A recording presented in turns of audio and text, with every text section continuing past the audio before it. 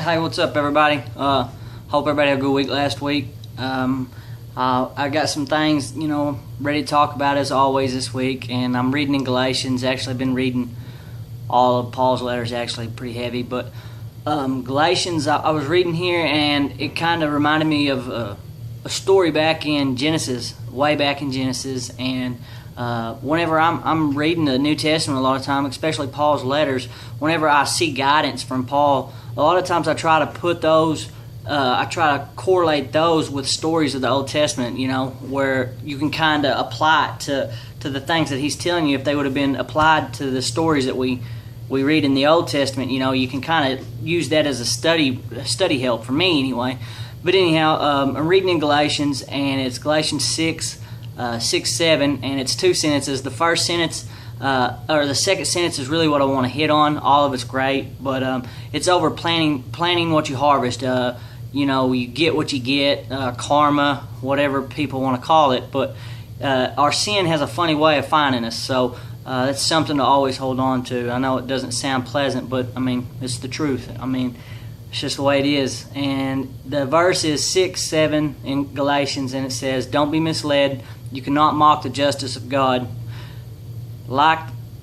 And then the second sentence is, "You will always harvest what you plant." And that's really what I want to harp on. The whole thing, don't be misled. You cannot mock the justice of God. You will always harvest what you plant.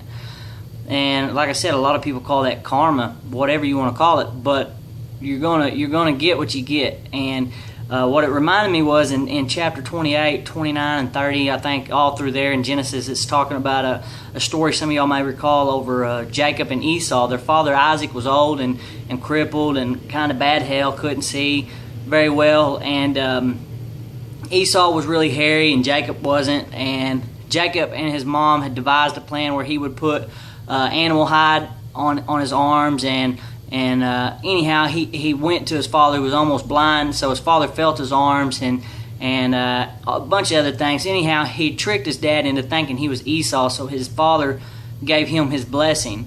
And at the time, that seemed like it worked out great for him. He was satisfied with it that he got what he wanted, but at the same time, his brother Esau was ready to kill him.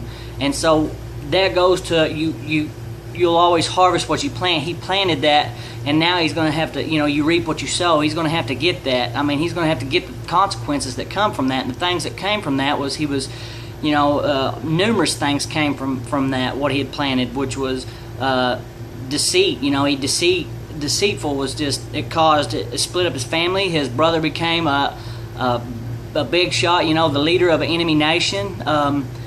His all kinds of things. He ended up, exiled, running from his family, trying to keep from his brother killing him, and he was supposed to go marry one of his cousins in a different nation, a different area, and he ended up getting tricked by his own uncle for 14 years of labor to marry the woman that he wanted to marry. He had told his uncle he would work 7 years for his daughter. Well, there was that fine print at the bottom, and his uncle gave him his first daughter, which was Leah, and he didn't want Leah, he wanted Rachel, so he had to work another 7 years for Rachel. So 14 years of hard labor.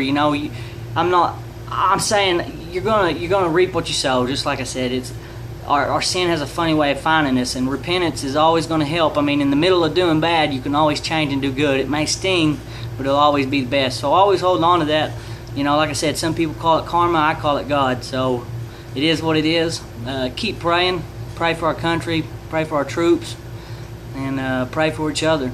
I hope you all have a good week, and I'll talk to you all next week.